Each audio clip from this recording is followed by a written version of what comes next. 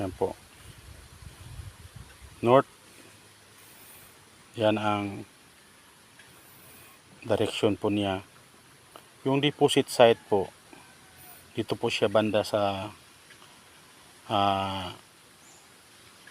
300 degrees to 240 degrees ang deposito. Actually, nakuha na ko sa reading na doon na siya gitawag og binog.